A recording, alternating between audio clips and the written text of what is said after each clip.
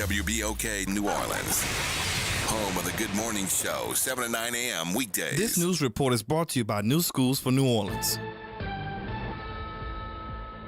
I'm Misty Jordan with BIN News Now. Black Senator Cory Booker is accusing his fellow Democrats of being complicit in President Trump's agenda. If you're as passionate about police as we are, then pass bills out of this body that will help the police officers in Washington, that will help the police officers in Illinois, that will help the police officers in New Jersey. Booker made the remarks on the Senate floor Tuesday when he objected to a bipartisan motion to pass a package funding law enforcement and said he wanted to change the bills to make sure the funds are equally distributed.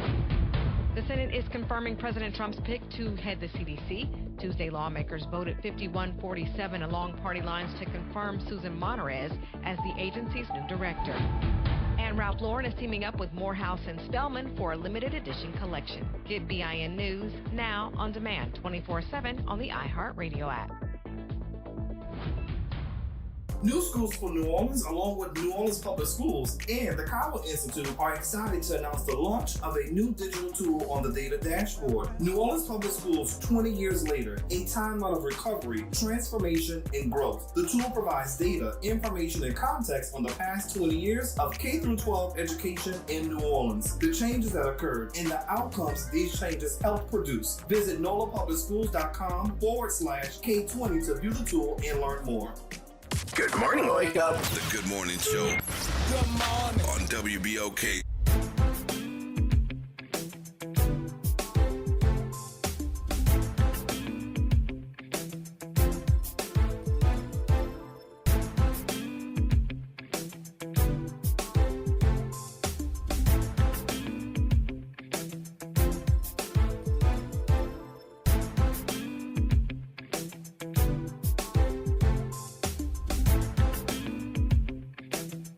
Wake up, New Orleans, and happy Thursday. Yeah, it is Thursday, y'all. It is Thursday. I am your host, Dr. Ashanta Wyatt. Shout out to my super producer, Naren Sanders. And also in studio is my co-host, Will Sutton. Good morning, New Orleans. It is Thursday. The week is almost over. I'm excited, and I want to give you some information regarding the Step Up for Actions City Council District E Forum that took place last night at the TEP Center. It was well attended. Quite a few candidates who were originally on the list of candidates. That list has gotten smaller. Yeah. But a number of candidates are still vying to replace the open seat being left by Oliver Thomas, who is currently running for the office of mayor. And so this, by all intents and purposes, is an open seat. Right. And there were a number of challengers, Mr. Morgan, Miss Christmas, current State Rep Jason Hughes, former Councilwoman Cindy Wynn, Reverend Richard Bell, Jonathan Anthony Roberts. I'm remembering names off the top of my head. That's good. Thank goodness some people dropped out. I'm going off the top of my head. And I think I hit everybody because I was trying to think of how they were seated as I was calling their names. And so a number of issues we touched on. The two folk that were missing that I was not aware that had dropped out. I should say three folk who were missing that I had never heard had dropped out were Nathaniel Jones, Gavin Richard, and Democrat Kimberly Burbank. But I did see Kimberly Burbank toward the end of the forum, and she did advise me that she was withdrawing from the race. But I don't know about Nathaniel Jones and Gavin Richard because I was told they participated in the forum for the voters east of the Industrial Canal. Mm-hmm. So I don't know what happened between then and the Step Up Forum. I mean, a number of things. They could have went to different events. But Burbank was there. I saw her toward the end. She was not there when it initially started. Yeah. I saw her toward the end, and she did tell me personally that she was withdrawing from candidacy. Mm-hmm. But nonetheless, it was still a well-attended It was. I saw it online. I mean, I was very impressed with the turnout. Yeah, the turnout. The engagement. And the questions. Engagement. People were listening. The questions that were because, you know, what I think needs to be made very clear to the candidates is when the questions are written by the audience, I do not alter them in any way. I read them how they are, unless it is to a specific candidate, and then I will question it for the entire panel instead of using that person's name. That is the only adjustment I will make. And so oftentimes, if a question is asked and they want additional information, I just have to reread the question. Right. And you interpret it for how you need to, because the questions are very, straightforward, but for some people they want additional context, but I have none to give. I'm kind of like the National Spelling Bee. Can you repeat the word? That's it. That's all. Can that's you all give I me a can do. definition? And so, but I'm very, very particular about decorum in there, because I do know if we allow outbursts, it can be a slippery slope. So if there's yelling from the audience, I try my best to correct it. And if a candidate tries to disparage someone in the audience, I try to keep that in line. So I don't allow for disrespect either way. But there are rules. There's a moderator's mic for a reason, and so we're learning. Every forum, I feel like we get better with the idea of how the order of operations goes, and so it gets better and better. And I think for me, outside of the mayoral race and maybe the at-large races, I think in terms of a council district race, this one is super duper important in my view. It is. I mean, I that's just how I feel. I don't hide my sentiments as it relates to New Orleans East and the Lower Ninth Ward, because you can take the candidates out. Yeah, it has nothing to do with the candidates. Yeah, I'm talking about this representation for that area. Absolutely. And I'm very clear. I'm an Algiers girl my whole life. Love Algiers. Love the West Bank. Love the Fisher Project. That is where I'm from. But even I understand, even though our part of the city is one of the first, to when we talk about the creation of New Orleans, I do know that there is no winning if you do not satisfy the voting populace in New Orleans East, and I stand by that. And so I was trying to be very thorough with the questions, because Step Up provided questions, the audience provided questions, and I also had a list of questions that were, were there, because you do know we ask for questions here. And I wanted to make certain that we honor the people and their questions, even though we didn't necessarily host a forum. But so I just wanted to be very clear there. There were a number of sentiments that I can remember off the top of my head. State Rep Jason Hughes said he don't need no training wheels. So he said he ready to ride, baby. He don't need no training wheels. He don't need no on the job training. He don't need no prep. He's ready to go. And so I don't need to call any names. I just tell you about me. That's what he said. And so the article that I'm noting, it says two candidates, former council member Cindy Wynn and current state rep Jason Hughes, are emphasizing their work as elected officials who understand the inner workings of policymaking. One of the things that I can remember that stood out in my brain from Reverend Bell is half his salary, he is saying, is going back to his constituents. He wants to be able to create a fund whereby the members of District E, when they have a hardship, they can pull from that fund. So he's saying, elect me, and I'm going to give half my salary back to you. That's exactly what he said. That's exactly what he said. Okay. And so, that drew some. wait, what? From the audience, they wanted to hear more about that. Danielle Christmas, she's a mother. I can remember her saying that she's running because she's tired of the conditions in her area. She says she's grown up and gone to school all throughout the district, and she's just tired of what she's seeing. And she's like, she doesn't, she's a full-time mother. She has 4 children. So it's not like she's doing it. That's super full-time. Because that's super full-time. And her babies are, the last 2 are little. I think they're 3 years old. I met them yesterday. One of her daughters had a dress on that I want. And she's 3. And I told her, when you finish with that dress, give it to me. Yeah, I want it. But all of the candidates were State Rep Jason Hughes, former council member Cindy Wynn, Danielle Christmas, Reverend Richard Bell, Willie Morgan, and Jonathan Anthony Roberts. I did get the list right. I'm proud of myself. And each candidate also said that they want to prioritize improving public transit and reverse the Cantrell administration's budget mismanagement, which has sent the public school board into financial crisis and into courtrooms to reclaim the money it is owed. Bell said, "My job is to find out why that money isn't reaching the community and put a stop to that foolishness." He's an assistant pastor and community organizer. The grain train came up because the folk in the lower Ninth Ward and the East are extremely concerned about the grain train. So each candidate also said they are opposed to the construction of the so-called grain train, a railroad and grain transport project under development in the Holy Cross neighborhood that has drawn intense scrutiny and protests from residents. 5 of the 6 candidates at Wednesday's event are running as Democrats. Roberts, which is the guy with 2 first names, he made sure to tell me that, so that's why I say his name the way that I do. Yeah. He is not affiliated with any political party.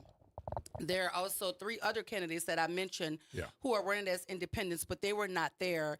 And of the 3, Kimberly Burbank is the only one that I have confirmed that is no longer in the race. Gavin Richard and Nathaniel Jones are the other 2. Not certain where they were. They could have been at other engagements, but I didn't receive any sort of statement to tell me where they were, so I can't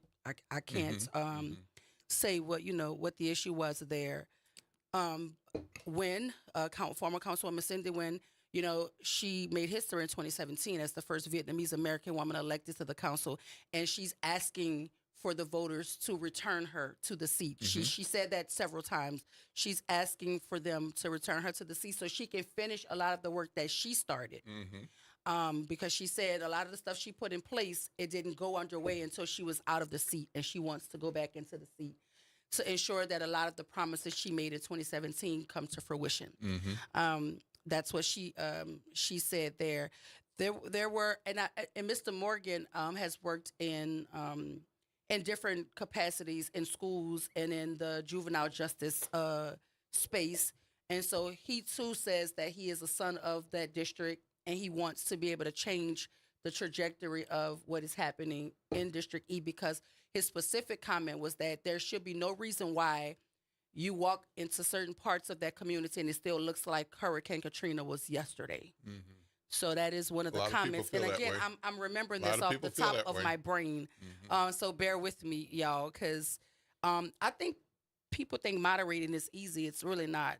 I stand for the duration of the event. Well, it doesn't start when the forum starts. No, you got to prep. Yes, but one thing I can say, my job is not hard, but the organization of Step Up, and I think Miss Alicia might be an honorary member of Step Up. I don't know, because she makes certain that I have my food and my drink, and she takes care of me personally while I'm there. But Step Up has it. I mean, it's like a well-oiled machine. And what I love about it is member-led. So all of the members are responsible for putting it together, making certain that everything is in its place. And so they do a wonderful job. The child care is provided. There's someone doing the food. Mr. Curtis with his sweet self. I love Curtis. Curtis told the photographer, "I don't know what y'all doing, but please make sure you get a picture of me and Dr. Wyatt." So Curtis came and stood next to me while I was moderating, and we have several pictures. I sent them to him. He is so cute. Oh, that's great. That's great. But it was a wonderful turnout. I was hoping and praying that the people of New Orleans East showed up, and there were quite a few people there, and I'm very proud of the community of New Orleans, because all of the forums have been well attended. And I think New Orleans is understanding how serious this election cycle is, not just for New Orleans East, but for the entire city of New Orleans, from the mayor all the way down to our assessor. It is important that we understand that elections have consequences, and one of the things that Rep. Jason Hughes said that drew a large response was that he wants to ensure that Tim Temple finds the unemployment line. That wasn't how he said it. That's how I'm saying it. Because he's not happy with the job that Tim Temple is doing. And I think that might be something that he and the governor agree on, because it seems that the governor and Tim Temple are having some sort of spat there. Ongoing. I'm not sure.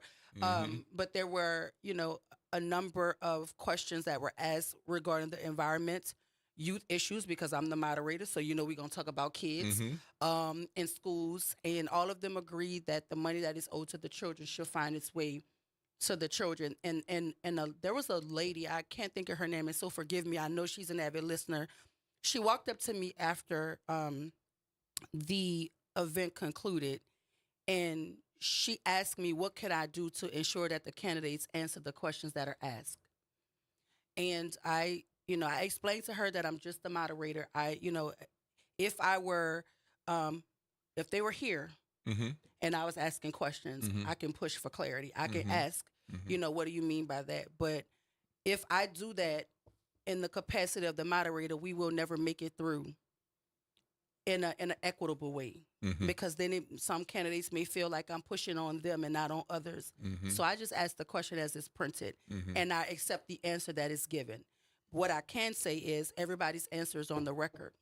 So if you want to take their answer and then follow up with them and say, I attended the Step Up Forum, this was the question that was asked, this was your response, could you please clarify? Because I don't feel like you fully responded to the question, then you're more than welcome to do that. But in my role as a moderator, I try my best to eliminate any idea or any thought of a bias, because I know everyone for the most part, and I don't want to give that impression. I just ask the question, and when they ask me, can I repeat it, I try to repeat it in the exact tone, in the exact way that I said it the first time. Because some of these people have run for office and they know the game, and they're looking for any little way that the game is being played, and I don't want to participate in the game. I just want to moderate. That's it. Here's your question. Here's my. What's your answer? That's it. Next. Next. They laugh at me because they say you don't play no games with the time. You like, thank you, Mr. Sutton. Yeah. Thank you, Miss Wynn. Yes. Yeah. Because once I hear the timer go off, I don't want anybody to feel like I gave extra time to anybody. So I tried my very best to do my very best in my capacity as moderator. And the folk seem to be responding because, my shirt is in the car. I wanted to bring it, but one of the members made me a shirt. It's so cute. I think we need to see it on the break. I'm about to go grab it for the break. But it is so cute. I showed it to Miss Alicia. It's so cute. It's so cute. And there's a guy, too, that listens avidly. He calls himself Val, I think. Oh, okay. He's most likely listening right now because he told me he wakes up to make sure that he hears from me at 7 a.m. And so when I walked in, I have a habit of introducing myself to people when I notice that they're looking at me. Yeah. So I was walking in and we kind of like made eye contact. I said, good evening. And he said, good evening. And I said, I went to shake his hand and I said, I'm Dr. White. And he said, oh, wait, you're Dr. White. Because he listens. He's never saw me in person. Right. And so I get that a lot, Will Sutton. People think I'm bigger than what I am. When they meet me, they're like, you're so tiny. And I'm like, that's not necessarily a compliment because I don't want to be this tiny. I actually eat. I eat well. It's just not in my ministry. In another 20 years, I want to hear you say you don't want to be that size. I promise you, I try very hard to eat well, but this is the frame God gave me. I keep trying to tell y'all, if God would have made me extra fine, y'all would have a problem. Oh, boy. I would be in the bathing suit section of every store. That would be my wardrobe. Y'all don't understand me. So let me wear my rumples and my sweaters. Please let me do that. Oh, but one other funny thing. Curtis told me, he said, Dr. White, I've been watching you and I think I know your favorite color. And I said, what is it? He said, green. He thinks my favorite color is green. I wear these things so my arms are not out. Right. Not necessarily because it's my favorite color. Right. And I have a few of them in different colors, but my favorite color is black, Will Sutton. So if people want to know, because if he'd have paid attention, I did have on green, but I also had on black. Right. I'm gonna have some form of black on. It's my favorite color, y'all. So if you're like creating a little all about Dr. Wyatt list, black is my favorite color. I do not eat pork. Yeah. I love Algiers. So we know our Facebook listeners are not just listening. No, they're not. It's so funny. I'm absolutely I don't know. Will, can you move that chair? Because I can't see the clock. And I'm not going to, see, it's time to go to break. And I don't want my congressman waiting because you do know it.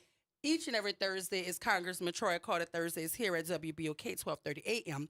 And hopefully we get to hear, because I know he's busy. Yep. Busy. But hopefully we get to engage directly with our congressman today, and we'll ask him all of the questions. You can engage in the conversation by calling 504-582-9422, or you can drop your comments in the chat. I'll make sure that I grab them and ask them of the congressman. But y'all stay tuned. We have the congressman up next. This is WBOK 1230 a.m. What New Orleans is talking about all day long.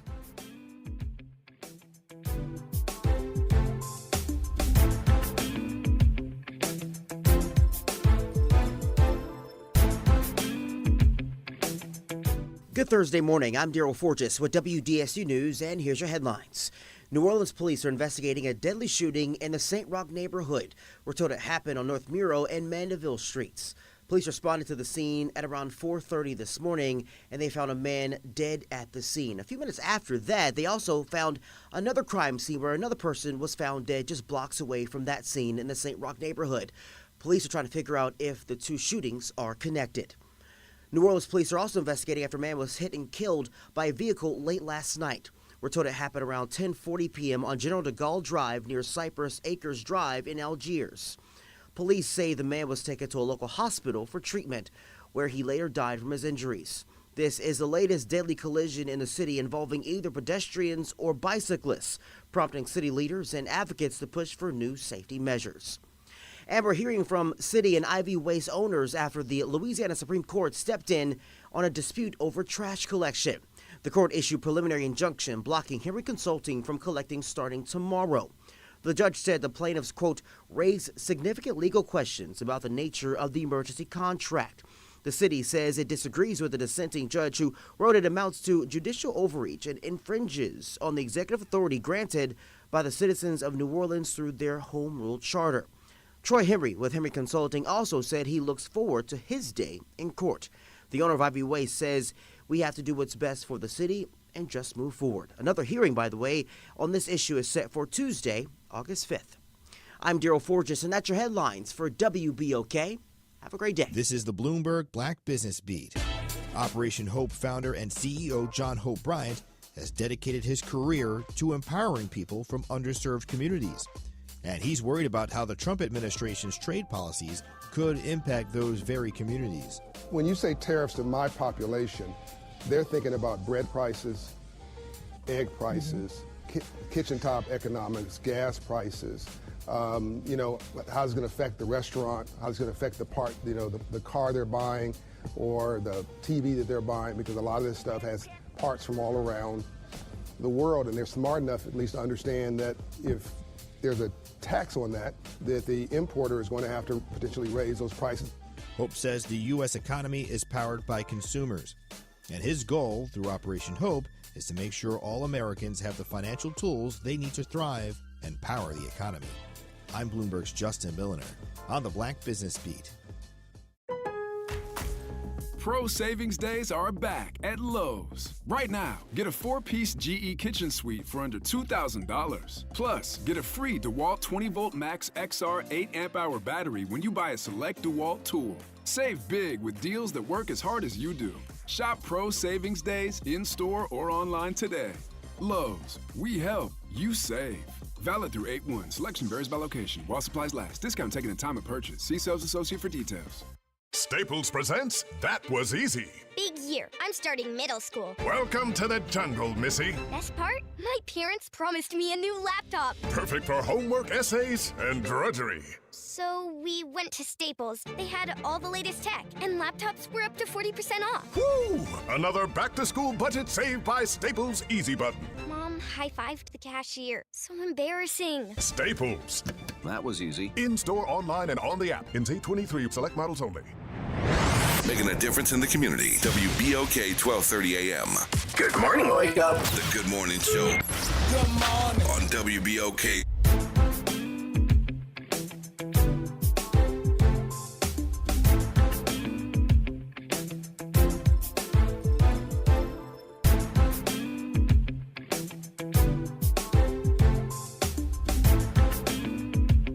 And we are back, and it is Thursday. Each and every Thursday is Congressman Troy Carter Thursdays here at WBOK, and we just happen to have our congressman on the phone. So welcome back to the Good Morning Show. I am your host, Dr. Ashanta White. In studio is my co-host, Will Sutton. Good and morning. holding down the boards is my super producer, Nyron Sanders. Nyron. Good morning, Councilman. How are you? Welcome back to the show.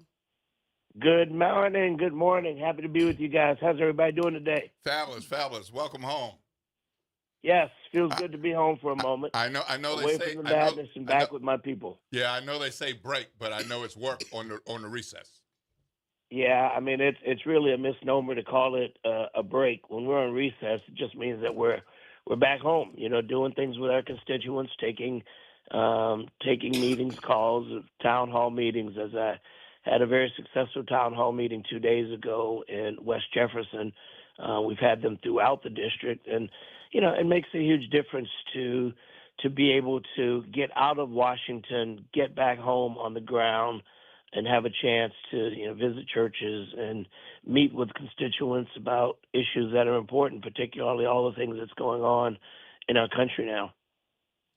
And so I know that this forum, you invited your Republican friends, your independent friends, including your Democratic friends. How was the turnout? It was phenomenal. It was standing room only. It was a packed house. Very pleased to have a potpourri of people in the audience with concerns and questions.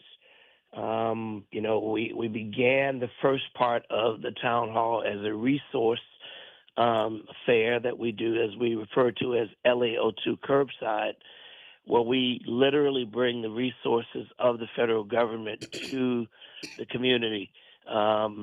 Sometimes it's difficult for people to access their resources to get to downtown, to get to federal agencies, to deal with the IRS, or to deal with issues with Social Security or passports or Veterans Affairs.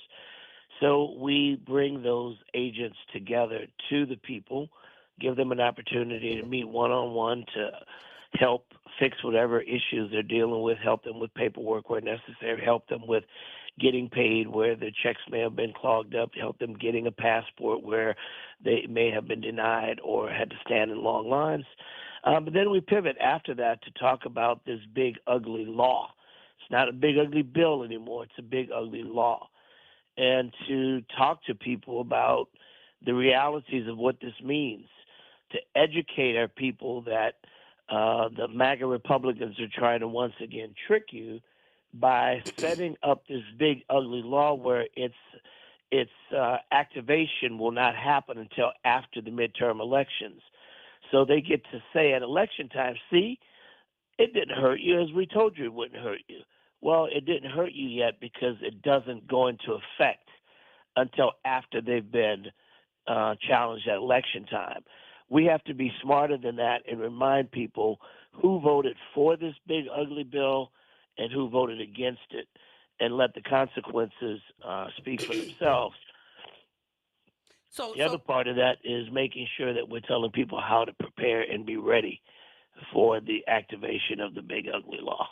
So at the town hall, did you have any folk in the audience who were in alignment with the big, ugly law? Like, were they pushing back on you in terms of your interpretation of what Trump is trying to do? Not one. No, ma'am. Not one. That speaks volumes. In fact, in every town hall that I've had, and we've had quite a few, I've had not one single person push back. We've been very fortunate to have literally a mixed bag of individuals there who were all very grateful for the time that we spent. I was very humbled by many of our constituents and friends who said that they're watching what's going on in Washington. They appreciate. The one lady said, "Man, I'm impressed that you're not afraid of this guy, that you stand up to him." And I said, "Well, your power, I'm going to keep standing up to him because that's what you sent me to Washington to do. I don't work for the president. I work for the people of Louisiana." And we are proud to have you working on behalf of us. And as we jump into this, the next thing, I'm proud, that you guys were able to get the current president to reverse course on the hurricane forecasting satellite, being that we're 1 month away from the 20th anniversary of Hurricane Katrina in the thick of hurricane season. So can you talk to us about how important this reversal is, especially for your district? It's critically important. As you know, we're right in the middle of hurricane season, and the notion that we would get rid of the satellite program that gives us an opportunity to detect, to monitor, to prepare, to know when storms are coming our way makes absolutely no sense. They couldn't find two people to agree that this made sense, yet the president was making this move. Early on, I wrote a very strong letter to the president and to Secretary Noem, Secretary of Homeland Security, indicating what this would mean to the people of Louisiana, and even beyond the people of Louisiana, the whole country. We got a lot of individuals around the country who then started working with us on this same vein, and I'm proud to announce that our efforts mattered. And this is demonstrative of what you hear me talk about all the time, the 3 C's, the Congress, the courts, and the community. We may not have the votes. That doesn't mean we can't still change things. I didn't have the votes to change this, but I had the courage and to use the 3 C's, the courts, the Congress, and the Congress, the courts, and the people, and to use our voices. And as a result of using our voices, we had a massive reversal that I'm very, very proud of, and very proud of the partnerships that made it happen. Oh, absolutely. And I think the most of the time the citizenry doesn't understand how much work goes into getting what you want when you don't have the votes. That's a lot of talking across the aisle. That's a lot of getting in rooms with the right people, convincing them that this is the right decision to make. And sometimes it goes on and on and on, and that's a lot of work. And I don't think folk realize it. So I want to thank you, as always, for standing up for us, because this, to me, is a big deal, considering we are in the heart of hurricane season in Louisiana. We often have to prepare ourselves for the worst. We pray for the best, but we prepare for the worst. And something like this is imperative to make certain that we have up-to-date information, accurate information on what to do to keep our families safe. So thank you for your service there. And one of the things that I know you have to deal with is there may be good-hearted, well-intentioned congressional colleagues, but they live in other markets. They don't watch the local television news, watch the weather, and understand what this means over the course of multiple generations to get better and better at hurricane information so that people can make decisions and prepare. And the idea of losing something like this was just crazy. Yeah, there's no doubt about that. And, as I met with, and I am the chairman of the Congressional Resilience Caucus to deal with disaster recovery. And as I talk to my colleagues from that vantage point, I remind them, look at what's happening in our country. Look at the fact that we are having storms in places we've never had them before. We're having mudslides and hurricanes and tornadoes. And I remind them that, Louisiana is known for it, and the Gulf Coast, this is something that we deal with. But guess what? It's happening in places all over the country that have never happened before. Maybe not you today, but maybe you tomorrow or next week or next year. Better to stay prepared and to recognize that our environment is rapidly changing. Our climate is rapidly changing. We have a very angry environment, and I don't think it's by accident. Some will argue with me differently. I believe that the anger that's coming from the environment is man-made. It's people generated. It's because we're digging too deep, we're shooting too high, we're upsetting the ecosystem, and the environment is responding. And though you and your colleagues were able to get him to reverse course on the hurricane forecast and satellite data, we take one step forward, but now we have this climate denial going on. So can you talk to us about the climate chaos plan? Well, we got climate denial. We also have, remember, we're still not out of the woods with this president's ill-thought plan to dismantle FEMA. Yeah. I'm pushing hard there, too, and have around-the-clock meetings and discussions, and I've likewise written a letter and contacted the White House numerous times on my opposition to this notion that we would dismantle FEMA at a time when we need it most. Once again, this idea that we would dismantle FEMA, give the resources or the responsibility, rather, that FEMA currently has to the states, but give them less money. That absolutely makes no sense. You're going to take the responsibility of FEMA, give it to the states, but give them less money to carry out those functions. FEMA cannot be decentralized. FEMA has to be centralized where it can be nimble and pivot to any part of the country at any moment. You cannot have states that don't have the resources, don't have the training, don't have the equipment and the ability to adequately take care of people before, during, and after storm and think that this is not going to be catastrophic. I am working vigorously, trying to work across party aisles to convince my Republican colleagues to join me in pushing for reversal of what I think would be a deadly, disastrous move if the Trump administration is successful with dismantling FEMA. I'm going to keep fighting that. I'm going to keep fighting that with every fact and every fiber of who I am, because I believe with my heart of hearts people would die under that scenario.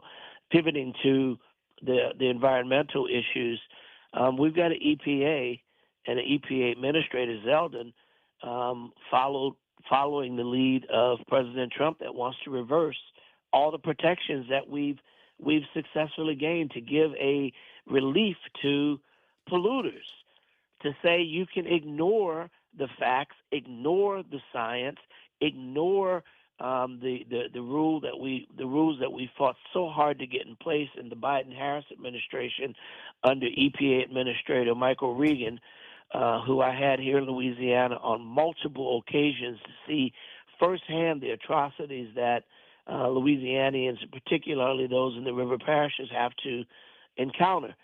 And now we've got an administration that says, I don't care. Listen, this is beyond his mantra of drill, baby, drill. That's one thing. But to say that you're going to allow polluters to pollute and give them an additional 2 years and take away the rule that said they had to clean up their act, that's just unconscionable. Listen, I understand industry and even to an extent understand the importance of coexistence where industry and communities can coexist, but only if, and it's a big if and it's an imperil if we take care of communities first, meaning we make sure that people have access to clean air, that people have access to clean water, that people don't have to literally die for their jobs. I understand the economy. I understand what it does, that industry pays taxes to schools and playgrounds and parish functions, but none of that matters if people are dead or sick.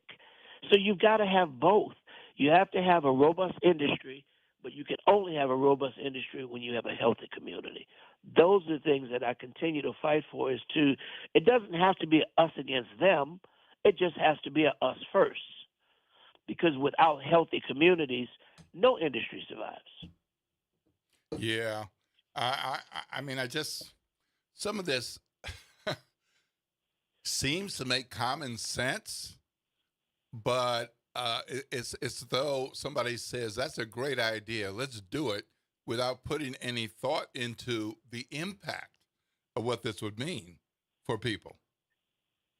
Well, I think what the Trump administration has made a point that he puts profit over people every day. Mm-hmm. I think Trump has made it very clear his entire life has been, from his earliest beginnings, long before he was ever elected to anything, has been demonstrative of the fact that he continues to put profit over people in his personal life, in his political life. You know, if you look at the tax breaks that the richest of the rich got, their tax breaks are permanent for life. The meager tax breaks that were given, for example, to tipped employees is only up to $24,000. So if you make $50,000, you still pay tax on the second half of that of your wages, and the break on tipped employees is only for 2 years. Yeah, it sunsets in 2 years. I think a lot of people are saying yippee, yippee, yippee, and they don't understand not even the fine print, but the obvious print of what it is. They didn't get yippee. There's no yippee, yippee, yippee. You got boonswoggled. You fell for the okie doke. He lied to people, and people think there was a victory when in fact it was watch my right hand, while I knock the hell out of you with my left. And that's what he did. Yeah. And in an area like ours with hospitality industry workers, this is critical to their work. I mean, they want to know that, and they need to understand that.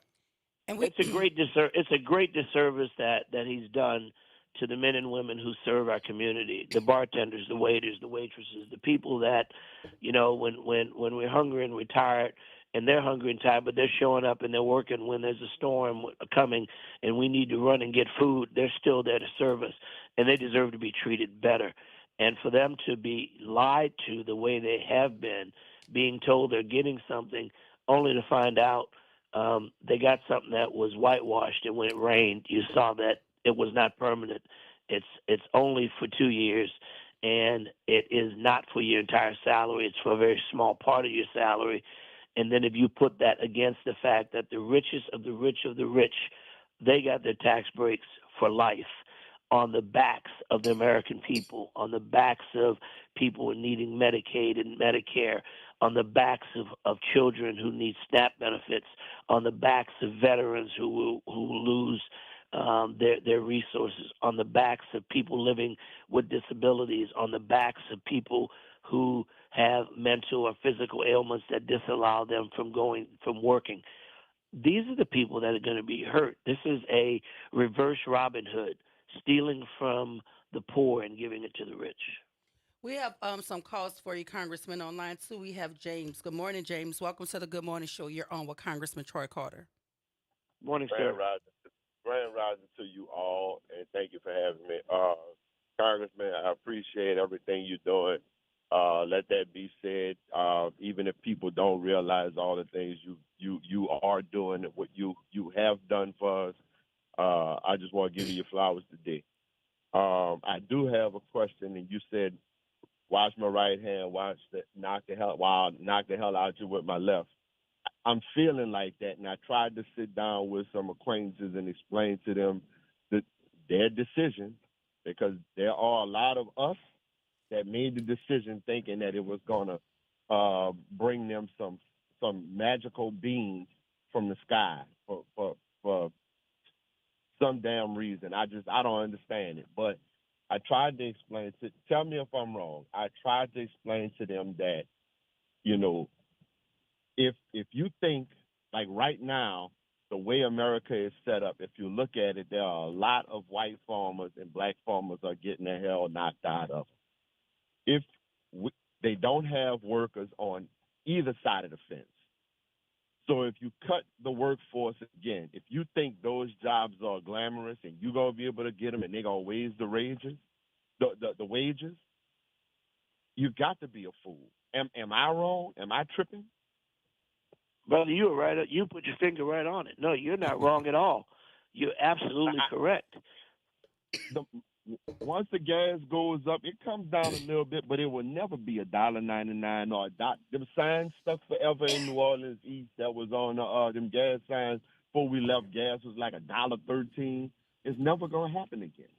So I don't understand how these people are coming up with this math that, you know, white guy tells me, oh man, I'm like, man, this is not gonna work out like y'all think it's gonna work out for your people. And likewise for some brothers, I'm gonna get into them in a second. I'm disappointed. Now, you know, more people than we know on our side of the fence pick this man, and it's a damn shame. But I was telling this white guy, I'm like, man, I don't think this is gonna work out like y'all think it's gonna work out. He looked at me with a puzzled look on his face, like, what make you say that? Like, bro, the farmers right now don't have the workers to, we got tradesmen, we got farmers, we got, like, the farmers I'm talking about, all the white farmers, bro. Y'all not going out there and picking no strawberries. And when you start talking about picking strawberries, you wax nostalgic about when you were a kid, when you were a baby, and you didn't know that was working.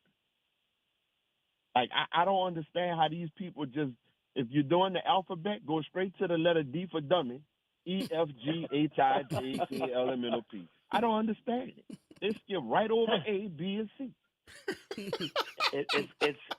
Brother James, it's called falling for the okie doke, because we somehow sometimes think that some folk ice is colder than others, And say to the brothers that I speak to that think that some kind of way this thing is just gonna work itself out and 4D chess it, and bro, he's telling you that they're knocking the hell out of you with tariffs. You feeding the tariffs, but you giving the billions in money with the tariffs. Like, I don't understand how they don't see it. I really don't. I'm confused. I'm angry. I'm upset. I know y'all doing the best y'all can up there, but I mean, what is a path forward for the Democratic Party? I mean, what is the path forward for our representation here in the South? What is the path forward for what is the plan of action? And I ain't talking about words. I'm talking about, like, we whipping them in court, but the man don't care nothing about no judges. And Brother James, you tapped into my 3 C's, and you represent that third C. We are outvoted in the Congress, but we keep using every tool we have, as we see with the reversal on the satellite system for hurricane tracking.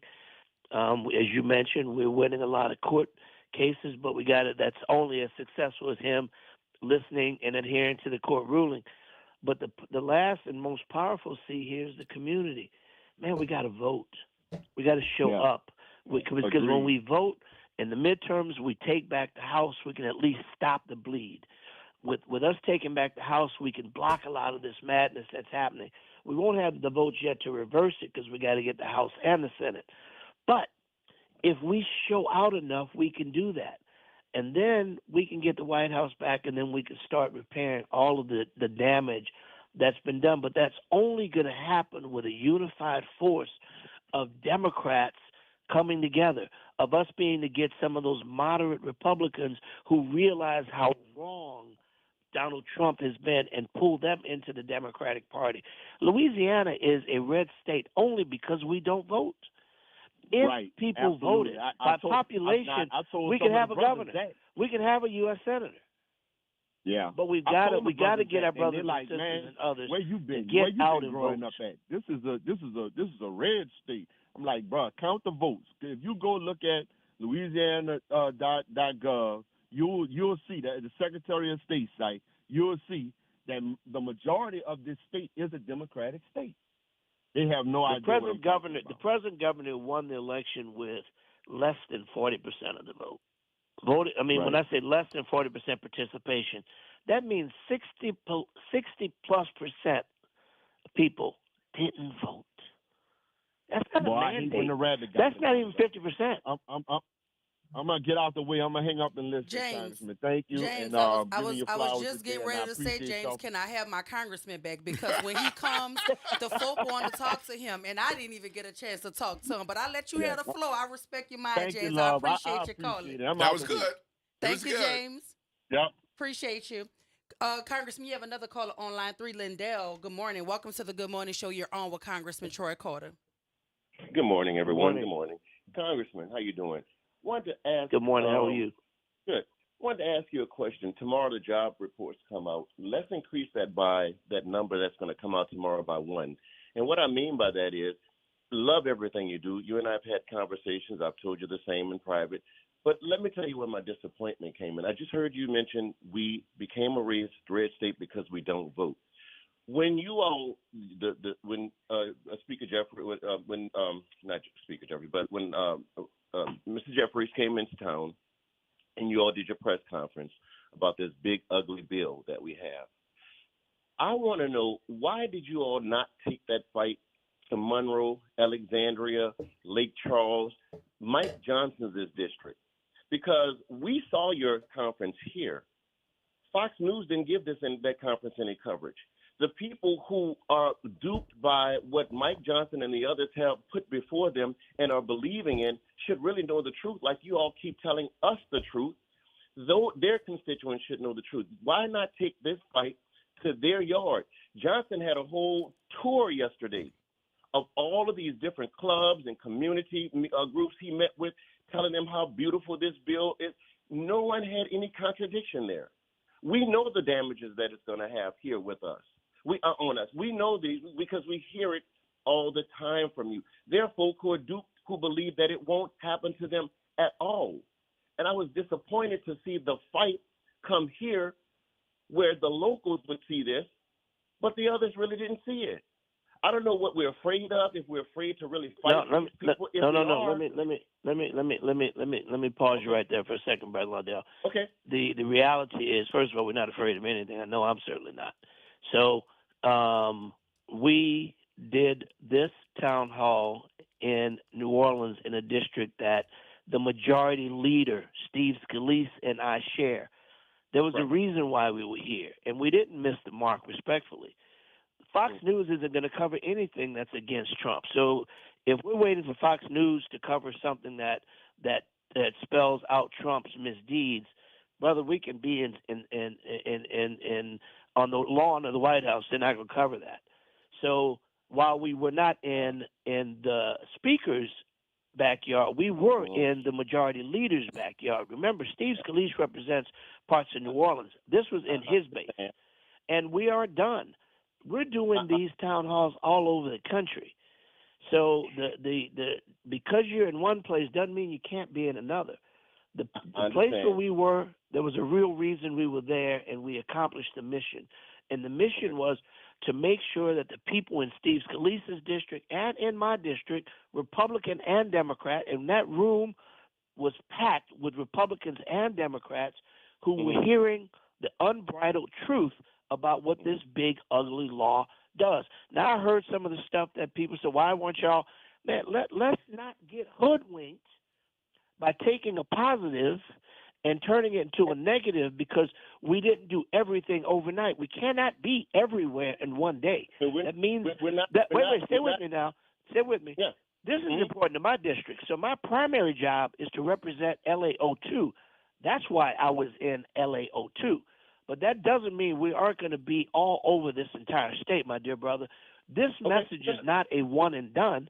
We got to do this every day. We've been having town halls around the clock, some bigger than others, some don't get as much press. But I will tell you this. You said the press didn't know. I will share with Dr. Wyatt and Brother Sutton that they will have and can share with you and others. If you look at the amount of massive coverage we got from that town hall meeting here in New Orleans, all over the country, it was broadcast. All over the country, probably 40 different stations and newspapers covered that broadcast, that town hall in New Orleans. So don't think because it was physically sat at one place that nobody saw it. Let me I love what you're saying, brother, and we're going to keep fighting. I'm not trying to say that no one saw it, right? We vote for when you all ask us to vote, right? I think we have a right when we see certain things that we may not agree with to ask about, which is what I'm doing right now. Now, that's why, brother, I'm inviting you to ask, and I'm answering your question. I love the fact that you asked.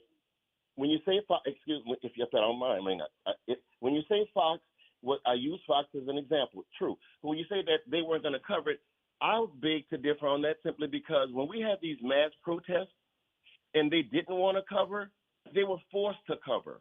And I understand when we talk about, because we're here with this fight, but when we look at folk like I'm supporting you. I will always support you. I just simply because I thought to myself that during that time, let's take this fight to their front yard so these folk in the rural areas who would be affected by this, who are not getting these press conferences that we've done in New Orleans, will know what's going on. I know when we do certain things in a block, you can buy a commercial ad. They were running commercial ads on the support of this bill on YouTube before they even signed the bill. And I'm thinking, well, why don't we have some – I'm just asking questions about strategy. Because if we all are trying to come together to try to figure out how we're going to get the Democratic Party back on track, it takes hearing from people like me, others who may have dissent. I think one of the worst things we could have done, in my opinion, was to have Merrick Garland as our Attorney General. We shouldn't be dealing with the Epstein stuff right now, having it almost thrown out when we had possession and control and an opportunity opportunity to prosecute. And we lose opportunities, and we sit back and we have to fight so hard after we've lost them. And it's required of us to do this hard fighting, which I don't mind doing because nothing in life is easy if you're going to get something. But I'm only asking, what is our strategy? We can't come together if we don't know, if the masses don't know what the few do know in the background who are going to do press conferences. Gentlemen, it's that simple. I mean, I'm not trying to be disrespectful, but I'm only expressing no disrespect taken, brother. None whatsoever. Gentlemen, as a media point of clarification, as I think the bulk of the people know who are listening, I'm a columnist at the Times-Picayune. That's my primary day-to-day, weekly paycheck job, and we have a real good news organization. But we are not as large as the Associated Press, which covered that event internationally with photographs and comments. We are not as large as the Los Angeles Times, which covered that event with reporting and with photographs. Those are larger organizations than anything that you saw locally. So just for clarification, sometimes we're using, the 1, 2, 3 media outlets that we look to and watch. But because I do what I do look at other news operations, which people shouldn't have to do.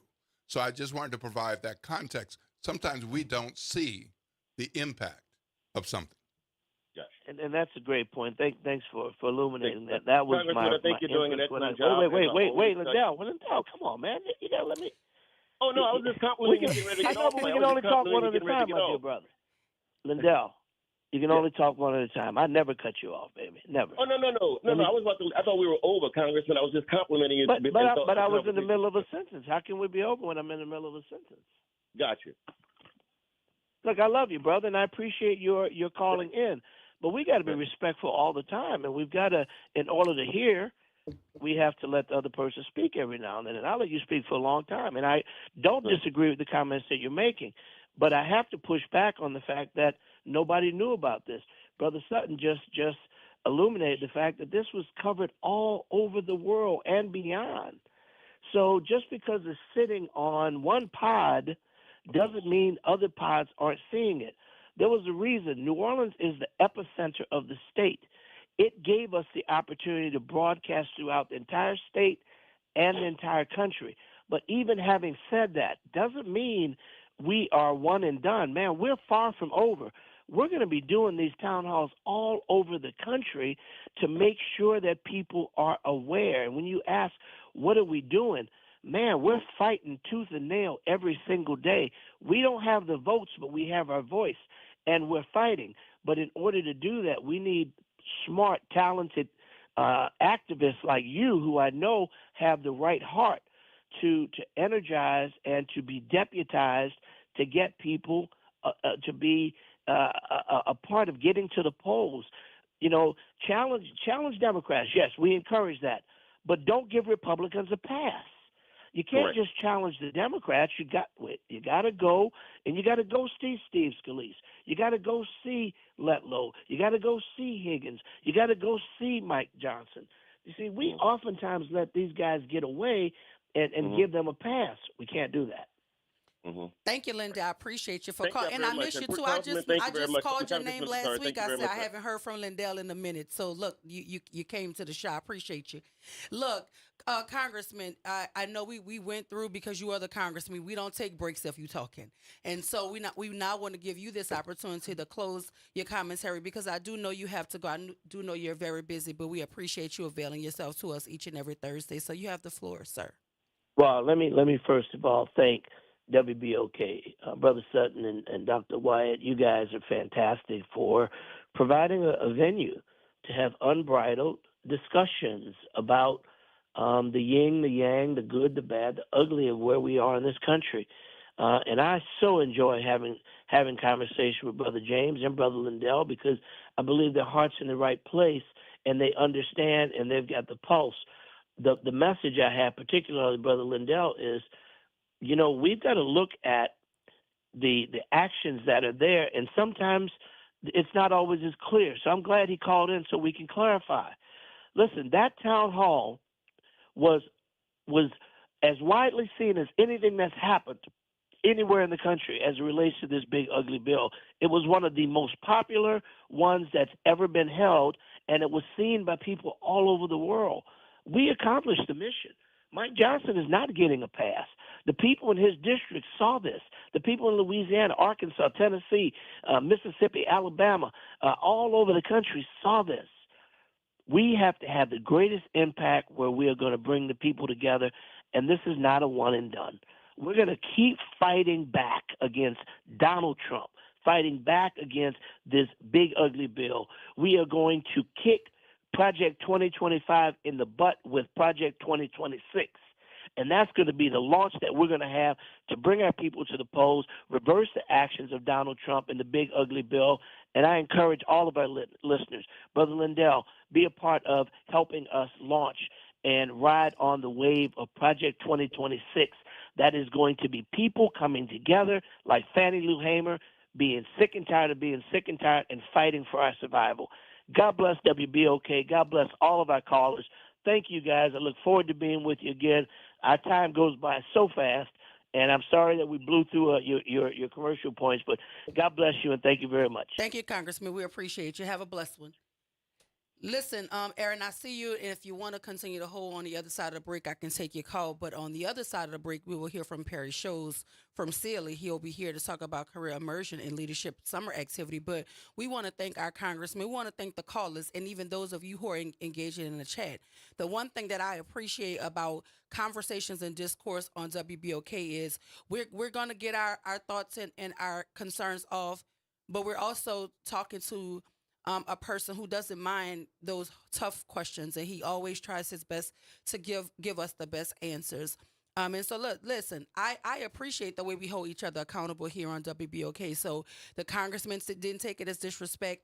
Lindell, I'm sure, did not give it in disrespect, and the conversation was able to be had. So thank you to both of those gentlemen. Thank you to James for calling in. We appreciate the congressman for always availing himself to us. But look, I need y'all to lean into the conversation because at 8:30, we're going to hear from Sidney Torres regarding this sanitation contract dispute debacle. We're going to clear the business right here at WBOK 1230 AM, what New Orleans is talking about all day long.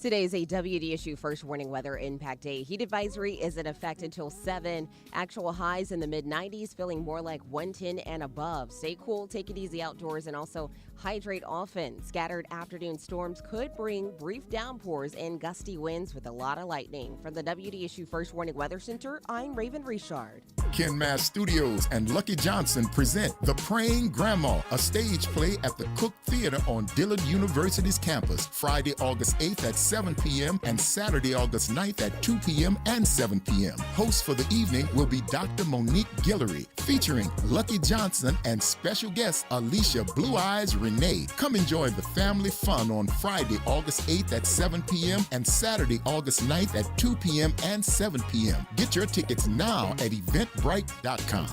Got unpaid parking or camera tickets in New Orleans? Here's some good news. Through August 31st, you can take care of them without paying late fees. That's money back in your pocket. Just go to NOLA.gov/no late fees to see what you owe.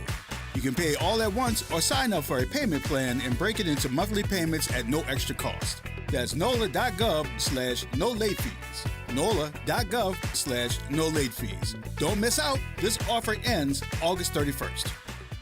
Visit DePaul's new Algiers Health Center at 2801 General de Gaulle Drive to receive primary and preventive care for both adults and children. Services also include behavioral health, imaging, and on-site pharmacy, vision, Medicaid enrollment assistance, and more. For appointments, visit DePaulCommunityHealthCenters.org or call 504-207-3060.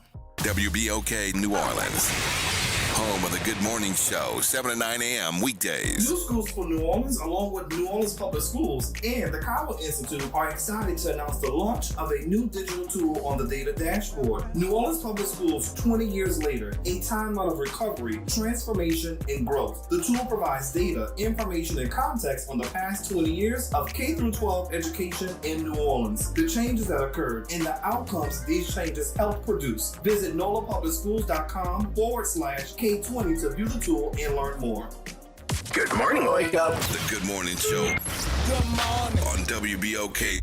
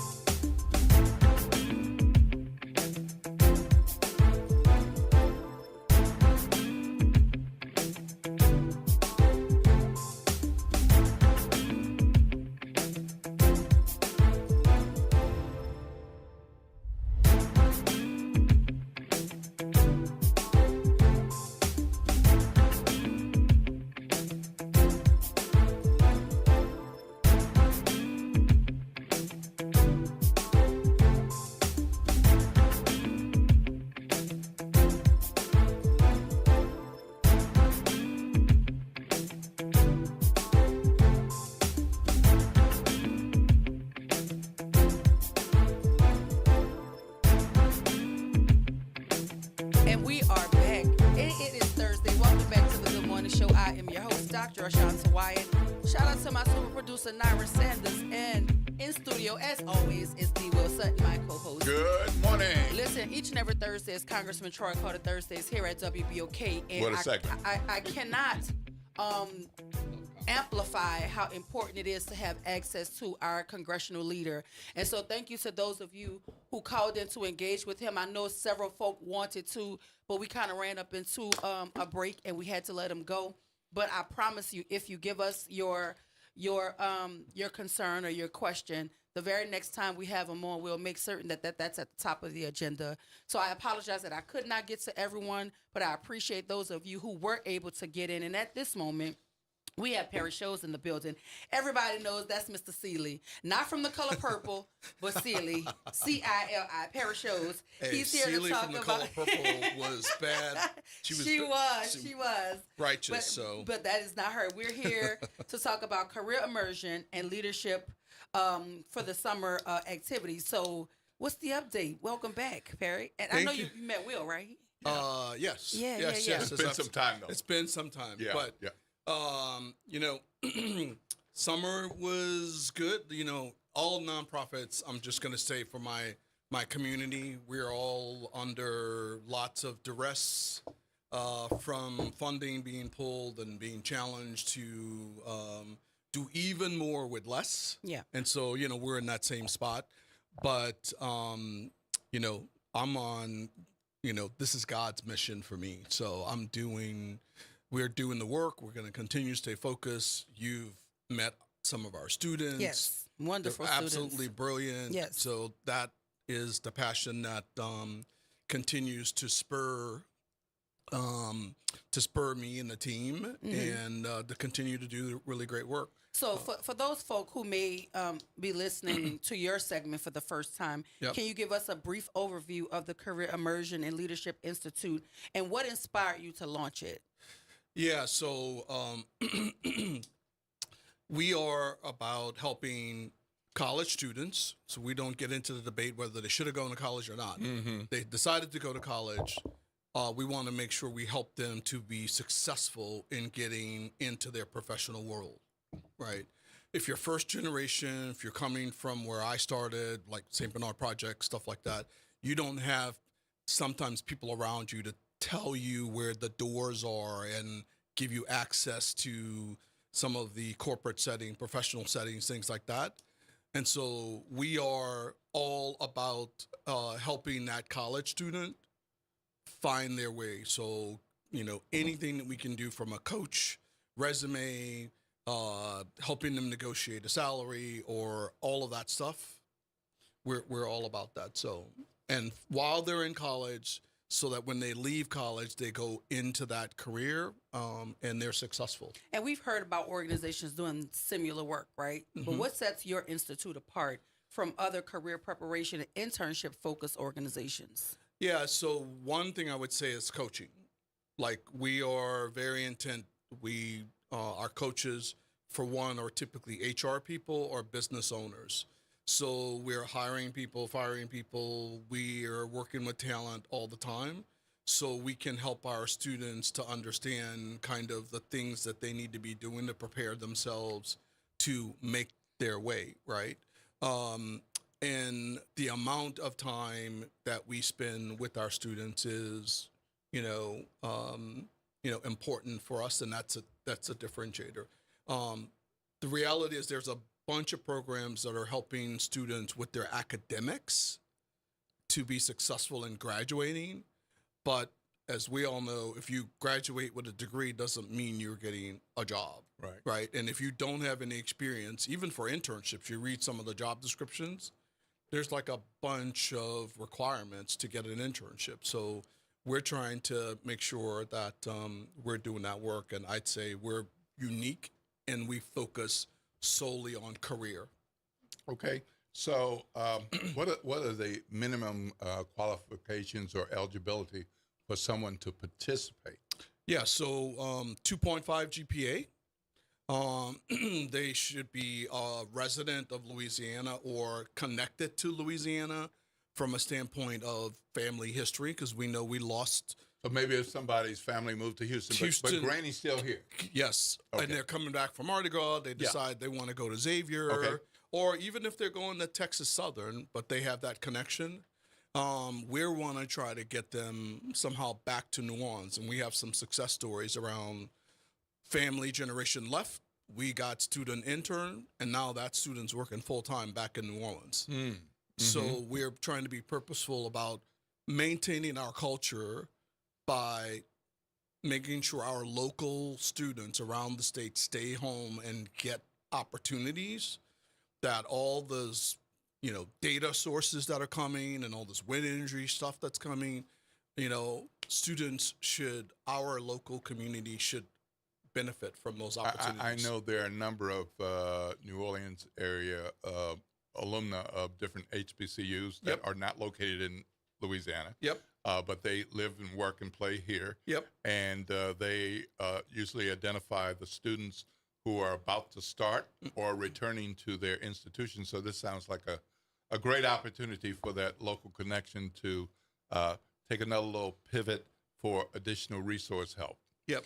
I think it's also important to note that you have real data that supports the importance of Sealy and the impact it's having, because in 21 you had 20 fellows who were awarded paid internships, and now we look at year 2025 being 21 your first year. So in 4 years you went from 20 internships paid to 55 in the current year. Yeah. And last year was even better. Last year was 65. Yep. And so it continues to grow and it continues to get better. What do you attribute to that growth and that sustainability? The team around it and the passion for it. We are getting students from our first cohorts telling, they're bringing students in, so referrals. We're making some contacts with students, with institutions where the professors, academics kind of know who we are, and they're referring students. And then we're also working with other programs that have, like I said, they work on helping that student be successful in college and then realize that they need help with the career side. So, we've always known this was going to be a village, everybody sort of helping. And that growth has come from, other people like knowing what we're doing and referring students to us. And then. So Will wasn't here the last time you were on. Will, he came last time. He was sitting here, but the kids, the students, I can't call them kids, they're young adults. Right. They were on the phone. He didn't say a word. Right. They conducted the entire interview. And I think that speaks to the culture that Sealy is growing. Because when a thing works, it can work without its leader having to say anything or do anything, because you've built a culture such that even the students who have matriculated through Sealy can now speak almost as ambassadors for what the program has done for them. Yep. So for me, that was the most impressive thing the last time that we interviewed. Yep. Because we were talking to young adults who had gone through your program, who are gainfully employed, gainfully employed, and then they're speaking to their experience with them. It's sort of like how I feel about Xavier University of Louisiana. Yep. Like, I've gone through it. I speak very highly of Xavier. I've worked for the institution. And I think that, to me, is a hallmark of how somebody really feels about the work being done at an organization. Yep. You can have someone go through it. Go ahead, Will. Yeah, I wasn't here in studio, but I was listening. Okay. I was listening that day, and no offense, but I'm like, well, why does he need to be there? That's what, but what I liked about Perry is he did not take, he sat there very proud, and he was just moving in his chair like he's doing now.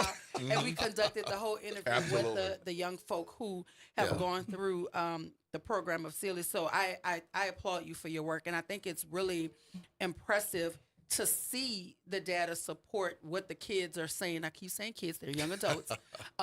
What they're saying. Because I still see my baby as a kid. He's about to be 20, and I still call him a baby. But I think that, to me, is the flag that you could always wave. Yep. And it's not in the paperwork and the graphs and the nice charts. Put the kids in forward facing with folk who want to know about Sealy, and you'll win them over every time, because there is a physical manifestation of what you've been doing to ensure that the program continues to grow. And it's still, to me, in its infancy. Sure. Yeah, and I would just say, like, there are, go back to my nonprofit community, there are a bunch of nonprofits that have been doing great work that are at their peril right now. Some people are going to close their doors because of inability to get funding and those kinds of things. And we're fighting. So we're doing the great work, but we really, really need support to continue to do our work, because, we're doing, as most nonprofits do, a lot with, not a lot of resources. Well, you have about 30 seconds. Tell us how we can help that. Like, if the folk who are listening want to support the wonderful work that the Career Immersion program is doing, how can we donate? Where can we go? What link? Social media? Tell us how to get that done. We're on LinkedIn, IG, Instagram. We're on X and Facebook for sure. And your handle is Sealy, CILI. What's your handle? Typically, if you go on, you put CILI in there, or you Career Immersion, any of that, internship, all of that, we should pop up. My phone number is on the website, so call me. Give us the website. If you want, www.internshiptalent.org. And all right there on the front page is all of our information, my contact information. We need mentors. We need coaches.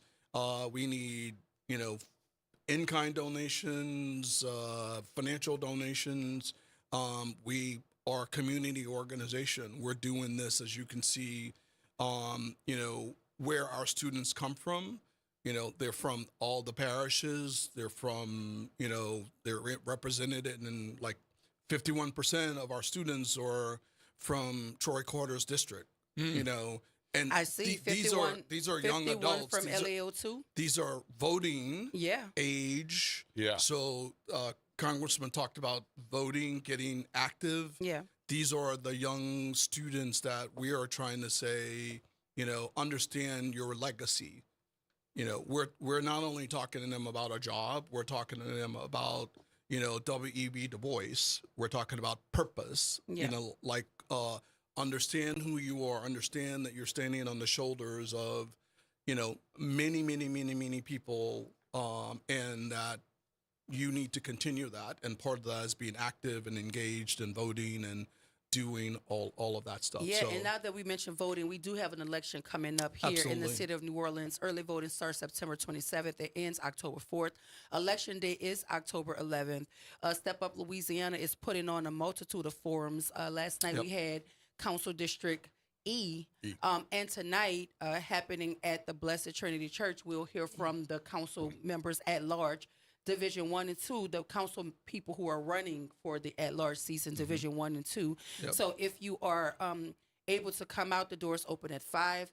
The panel will start at 5:30. That is happening at Blessed Trinity Church, and that will be council at-large Division 1 and 2. Thank you, Perry, for being here. We're going to continue to amplify the work that you're doing, and if you're able to assist Perry in any sort of way, whether being a mentor or donating, please go to any of his social media sites.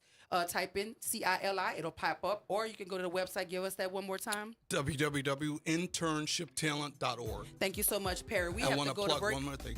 Applications for our next cohort is opening in August. So applications for the next cohort are opening in August. Send them our way. Send them Perry's way. We have to go to break. We appreciate you being here. After the break, it's about to be hot in the kitchen. We're going to talk to Sidney Torres directly about the sanitation dispute that is happening between Ivy Waste, Henry Consulting, the City Council, the Mayor of New Orleans, and now the Supreme Court has entered the chat. Y'all stay with us right here, WBOK 1230 AM, what New Orleans is talking about. All day long.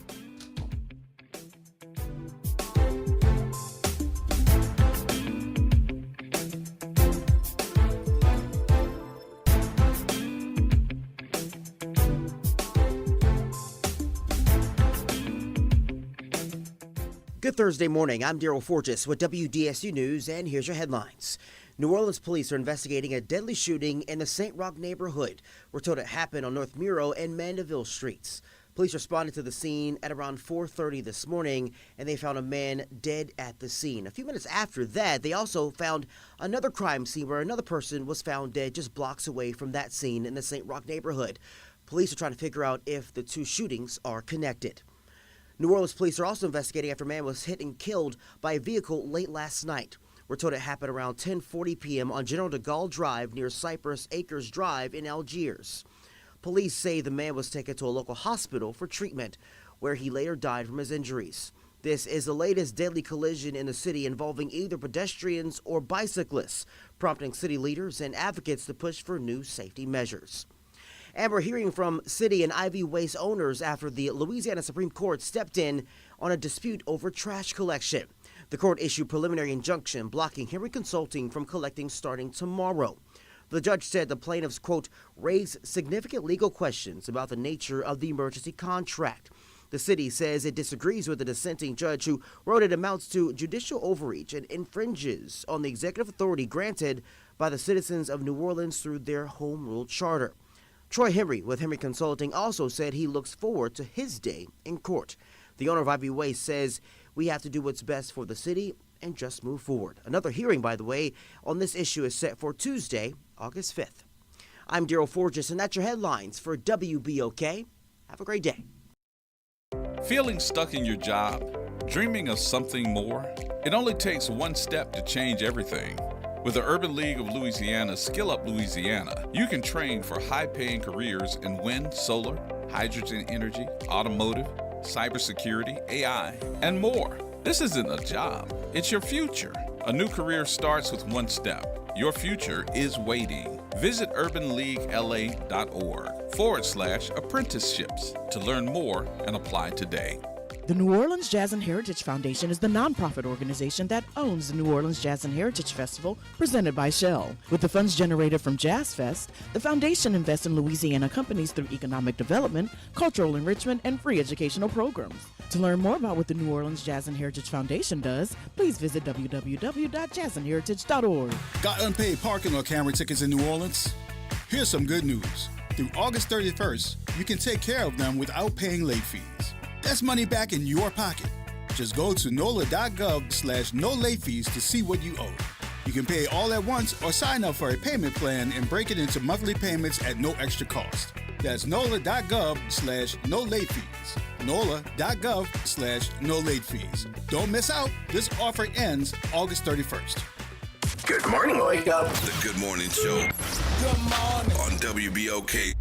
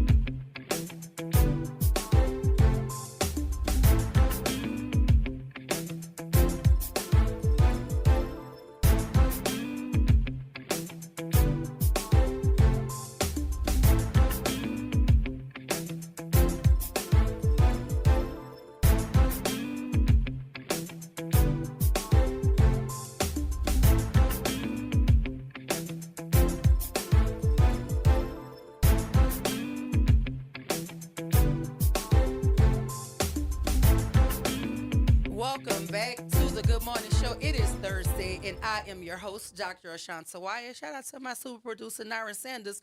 And my niece has arrived. I guess she's in her feelings about me calling her out because she has an affection for the front porch, and she never shows the love to me on the Good Morning Show. But she's here, and she's early, and she's going to work the boys. Shout out to my niece, y'all. And we have my co-host, Will Sutton, also Good morning. In studio. If you are just joining us, we are getting ready to light the fuse up in here because there is so much going on around us as it relates to the sanitation contract in the city of New Orleans. And we've heard from a number of individuals. We've heard from Troy Henry. We've heard from Councilman Freddie King. We've heard from Councilman, Vice President J.P. Morrell. He's the Vice President, right? He's the now. President. Yeah, Oh, Helena is the Vice President. Mm-hmm. Yeah, we've heard from the him President multiple times here on the airwaves as it relates to the sanitation contract, but we have never heard from Sidney Torres. And I mentioned that we should. And so because we should, and we want to have a fair balance, I hate the word fair, and equitable and balanced, robust, holistic conversation, we have him on the line. So we want to welcome Sidney Torres to the Good Morning Show. Good morning, Mr. Torres. Welcome to the Good Morning Show. You're on with Dr. Ashanta Wyatt and Will Sutton. Good morning. Good morning, guys. Thank you all for having me on. I appreciate it. Good morning. Good morning. Good morning. And if you have a question for Sidney Torres, please feel free to drop it in the chat. I will share it with him should you put your questions there. But we'll start the conversation just simply with this one. There has been an update to the litigation that has been happening. The Supreme Court has entered the conversation. Mr. Torres, can you tell us what the decision of the Supreme Court was as of yesterday? Basically, they granted the writ to the citizens to keep the current contract, well, not the current contract, but to the contract that was in place with Troy Henry. They put a stop to that, and they sent it back to the district court to deal with. And so currently we are the provider. We were going to be working for the French Quarter Management District, but now we're, talking with the city to continue on with them. But it's not official yet, but we're working with them to try to help make sure that everything stays smooth while these court proceedings play out. Okay, so the French Quarter Management District put out bids. You won the bid. They were prepared to go with you servicing their area under their emergency contract, but there's no need for that based on the Supreme Court decision addressing the emergency contract that you're already operating up. Is that correct? That's correct. Well, and then from that, I think, with the mayor, I think from this standpoint, my understanding is that she wants to try to work through things while these proceedings are happening. And look, I just want to get along with everyone. I'm tired of fighting with garbage contracts, and I'm sure everybody else is tired of hearing it and the seesaw of going back and forth. So we're happy for now that we're going to be able to work with the city and try to work this out until all these proceedings play out. All right, go ahead. Well, here's my question, Mr. Torres, because we do all want to get along, but now that the litigation is happening, the get along has to happen legally. And so what do you say to the folk who believe that the Supreme Court, because I'm hearing the words judicial overreach, and what do you think about the Home Rule Charter? Do you believe that the judicial decision flies in the face of the Home Rule Charter? Look, I'm not a lawyer. I feel like I could be with all the money I spend on lawyers, but with all the back and forth. But at the end of the day, that's to them to decide what they think. But my deal is we just want to clean the streets. We want to do a great job. And we want to continue what we were hired to do until the end of the year, until the courts figure it out. As far as the Supreme Court's decision, I'm very pleased with the decision, so I didn't have to let go 35 employees, teammates that work hard every day to do their job and take that off the table. And I'm happy for the citizens that got relief from what they were looking for. So, to answer your question, I really couldn't say one way or the other, but I do believe the Supreme Court did the right thing. Okay, so let's broaden this a little bit for our listeners. There are service areas for trash collection, and the focus has been on this service area for obvious reasons. What are the other service areas that you provide trash collection for? So currently, Ivy Waste is responsible from the Industrial Canal to the Jefferson Parish line, from the river to the lake. We pick up almost 130,000 homes in the New Orleans metro area under those two contracts, and we have been doing that for the last 2 years, 2.5 years on one and 2 years on another. And again, don't hold me to that time, but around that time frame, we've been doing that, and that's what we service now. We also have St. Bernard Parish. We have Harahan, and then commercially, we pick up about 6,000 commercial customers, restaurants, bars, all throughout the city with our commercial trucks.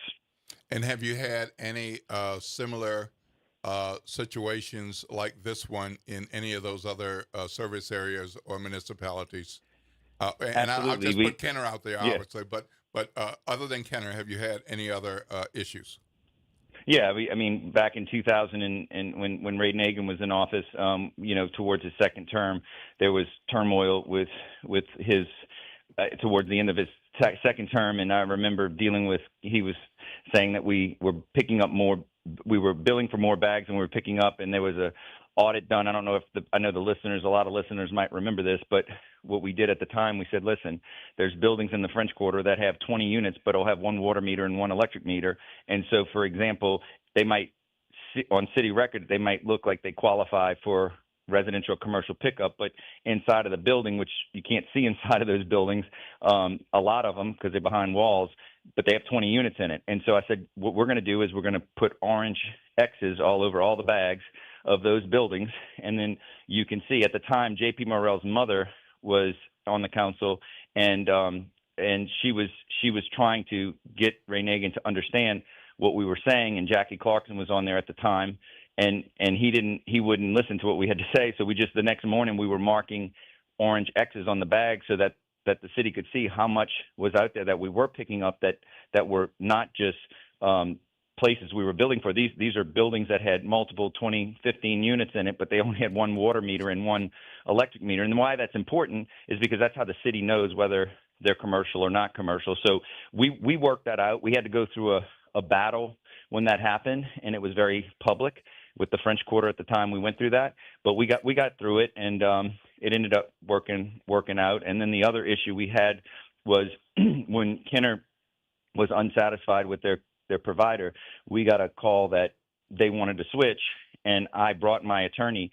to the first meeting and every other meeting after that, and we got advice that it's non-exclusive, and if the city wants to switch, the city of Kenner wants to switch, that there's nothing wrong with it. They can switch if they're not happy because it's a non-exclusive contract.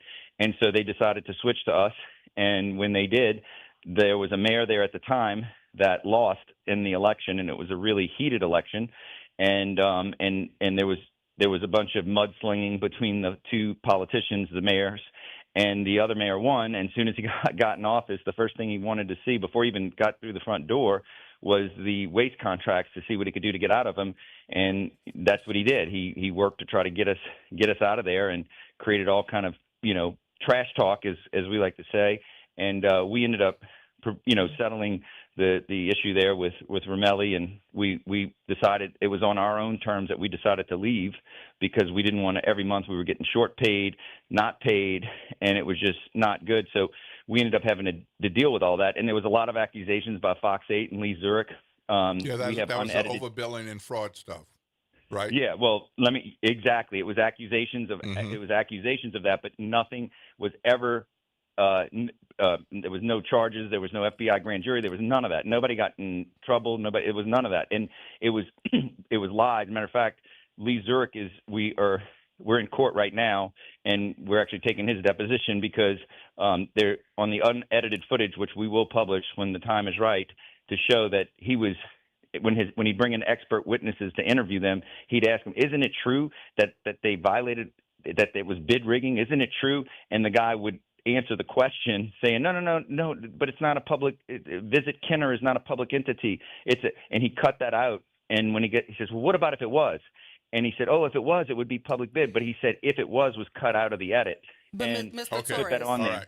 But Mr. Torres, you mentioned Lee Zurich, but is it not the mayor who accused you of overcharging the city by $1.5 million per year in recycling fees? That wasn't just Lee Zurich, the mayor of the city. No, that's not true. No, the mayor got a report that was done by Lee Zurich.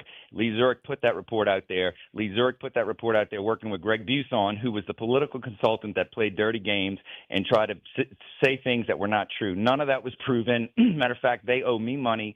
There was an outside audit done, and they owed me millions of dollars. We're actually in court over it. You're suing for about $25 million, and I'm only talking about Kenner because you put it in the conversation because I wanted to only focus on New Orleans. But just a last point of clarity as it relates to Kenner, did the mayor of Kenner not refer to you as a menace to the community because of this allegation that you were overcharging them for your services? Well, I know where you're going, but listen, at the end of the day, like I told Will when I got on the station. No. Hold on. I'm going to answer the question. Let me be very clear. I only spoke about Kenner because you did. I didn't want to talk about Will Kenner. asked me before we got on this phone call. Will called me, and I said I would go on the station, even knowing that the owner of this station is the guy who I'm in litigation with right now over the city of New Orleans. He's one of the owners. He's made these accusations, and I'm going to stand up for what I said. And if you're not going to let me talk, we can end this conversation. But I'm letting you talk. But I host the show. Let me finish. You had a conversation with Will, but let I me host finish. the show, and I'm just asking for clarity. I made the agreement. Will, I made the agreement to come on the show. Please tell her to let me finish speaking. Please. No. Let me finish speaking. Hold on, Will. Mr. Torres. If you're not going to let me finish speaking, Mr. Torres, I'm not going to continue with this. I'm not going to continue with this. I'm trying to be respectful here. Look, I'm not over talking you. You're talking over me. Let me finish the conversation. I'm going to answer your question. But you're not going to talk to me as if I'm not here. You can't tell Will to tell me anything. This is exactly why I told you. I'm trying to be respectful here. You're being disrespectful telling Will to tell me. Will, I don't speak for me. I'm not doing this want with to you. have I a will. conversation. I will answer your question. But Will asked me, where do I pick up? And he told me Yes, he wanted where me do to you talk pick about up? where I picked up. Right. Exactly. So I was willing to answer that. I Yes. didn't bring it up because I brought it up. He I asked me to talk understand about that, it. but because And you're you not letting. did, And you're I not. asked And you're that not. And you're not question. letting me.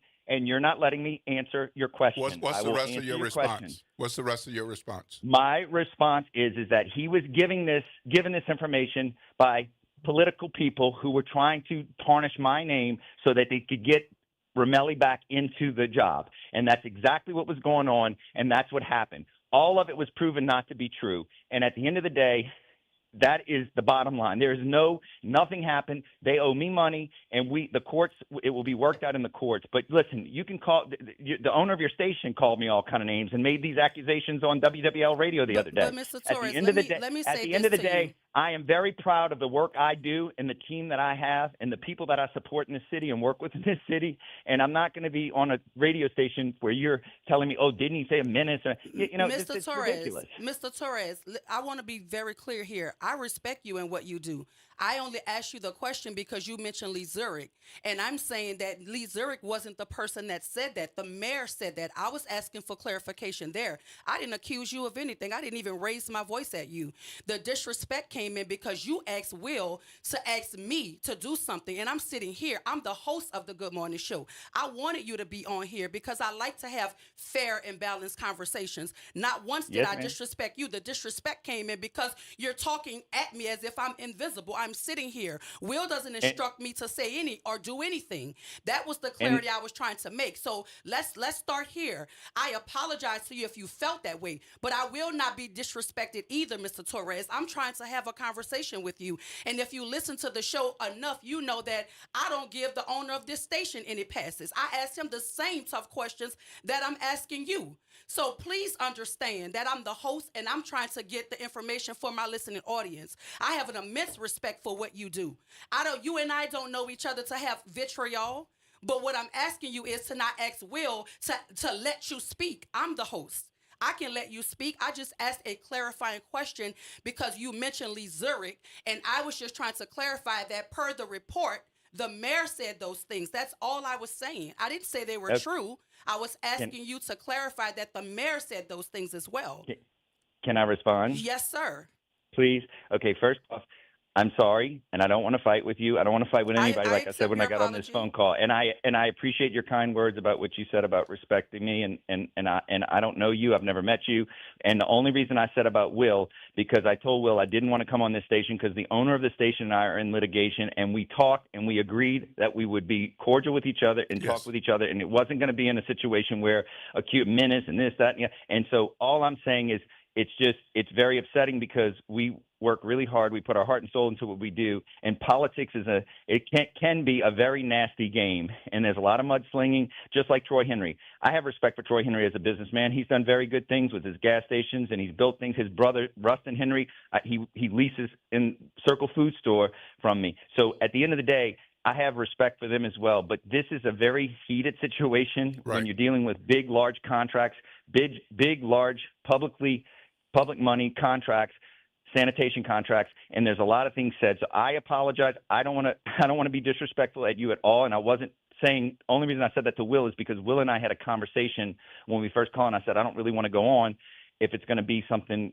that's going to be attacking me. And so that's why I said that. But I wasn't trying to tell him to make you quiet, and I apologize if that came across like that. I accept your apology because I want you to understand something, Mr. Torres. And if you just go back and watch any of the interviews that I conduct, I don't give Troy Henry any passes when he comes here either. I ask the questions. If he mentions something and there's a contrast to what he's mentioning, I'm going to ask for clarification. And that's all I was doing with you. I wasn't trying to attack you, but I'm also not going to be attacked. I want you to have an opportunity to address our listening audience because this is a different platform than Fox, than WWL. So these are different listeners. So people deserve to hear directly from you. There is no battle here. I just Yes, wanted ma'am. to have a clean conversation. And again, because I'm the host here, I will absolutely extend an apology to you because I did not want to start off that way. The only reason I agree. mentioned it is because you mentioned Lee Zurich in that way of saying those things. And the report that I'm reading that's in front of my face says the mayor of Kenner said those things. That's all, Mr. Torres. Yes, So I ma'am. just Yes, wanted ma'am. to be And clear I think there. I think we both agree that we are sorry, and I think that let's hit the restart. So please, let's whatever we need to do. I I got want to you. hit the So restart. this is what I want. This is the question that I want Yes, you ma'am. to answer for our listening Yes, ma'am. audience. Where do Yes, you ma'am. where do you stand now that the Supreme Court has put this injunction in place?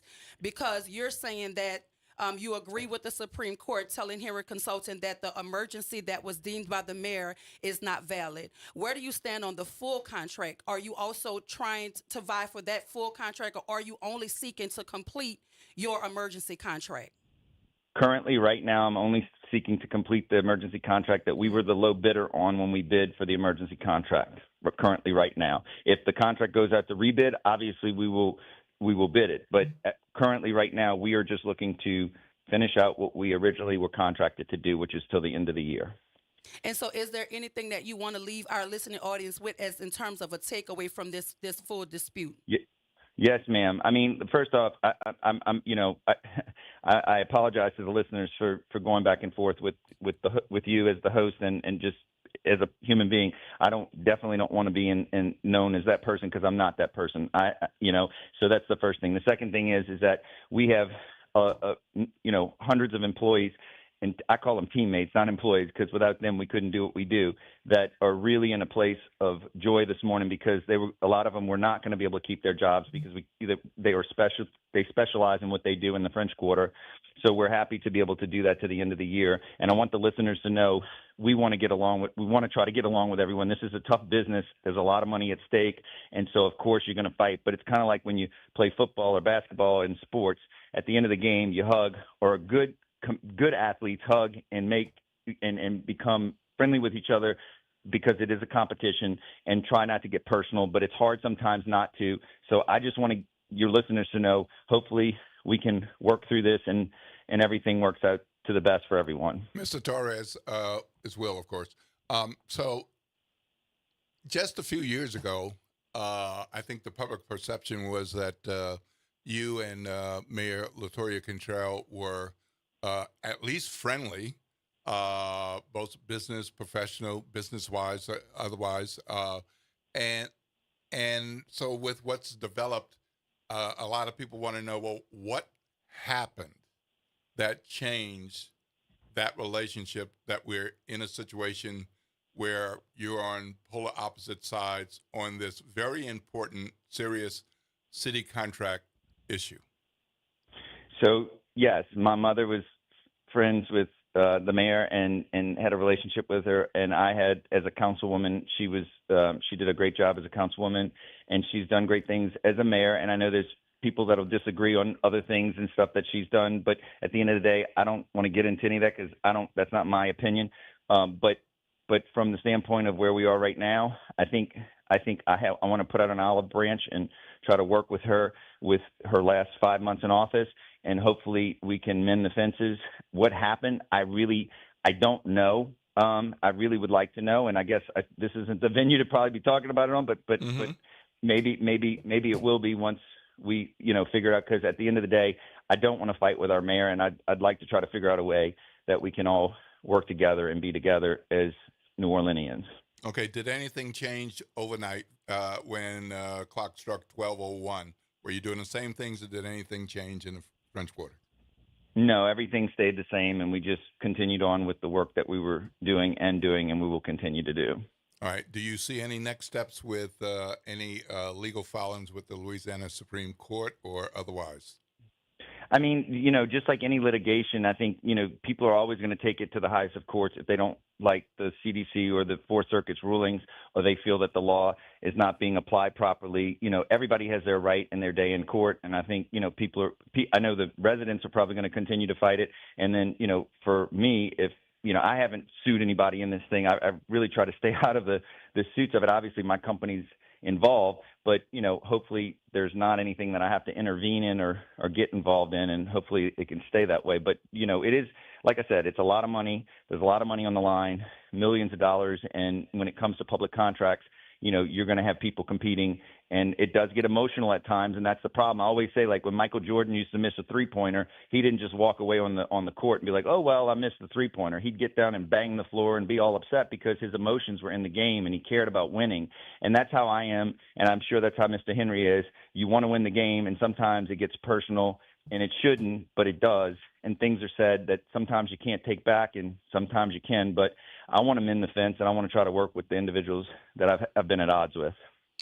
Does that include Mr. Henry? Yes, sir. Okay. And moving forward, obviously the big issue is the multiple-year contract where your company and Troy Henry's company disagree about the validity of that. Can you summarize in a couple of minutes your perspective on that longer-term contract? Well, my position is I haven't sued on that contract. I was the bidder on it, but I didn't sue on that contract. That was the residents that did.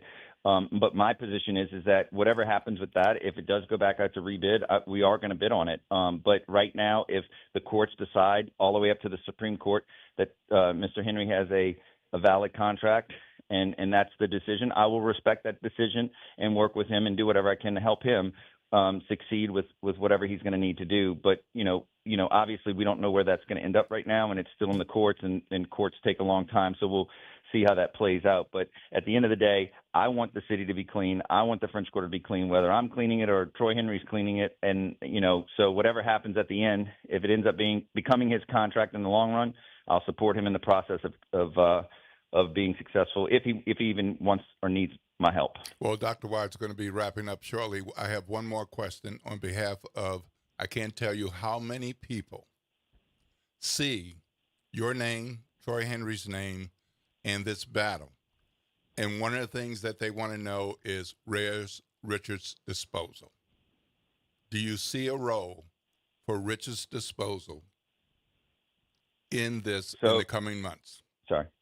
So Mr. Alvin, I call Mr. Alvin the godfather of trash. This man has been in the trash business for a very long time, very well respected. Everyone, when you mention his name, knows Mr. Alvin Richards, and I respect Mr. Alvin Richards. Even though we're competitors, I respect him. Where we are right now is our contract between now and the end of the year is going to roll out. I will talk to the city about this, and I did talk to the city about before, maybe, with bringing Mr. Richards in. I even talked to Mr. Richards about it, but at the time with the emergency contract, the city didn't want to go that way because of all the litigation and what was going on. So it put me in a hard place because to me, I couldn't, and I was dealing with the city. But at the end of the day, to answer your question, I'm willing to work with Mr. Richards if he wants to work together. But like I said, we got to get through this year and then look to see what happens long term. Okay, thank you. Thank you. Mr. Torres, I want to Yes, thank you for coming. I'm Dr. Wyatt, by the way. Hopefully, we'll actually Dr. get an Wyatt. opportunity to meet. I just have one closing question. Yes, is it ma'am. your goal to have the contract, the big contract, up for rebid because there's so much, it's so convoluted at this point? Do you believe that it is in the best interest of the city of New Orleans to have this contract up for rebid? I do, and the reason I believe they should is because the specs do not match the level of services that we're giving. And just so I can answer, Doc, is that when we have an upper hand from the standpoint of I had this contract after Katrina.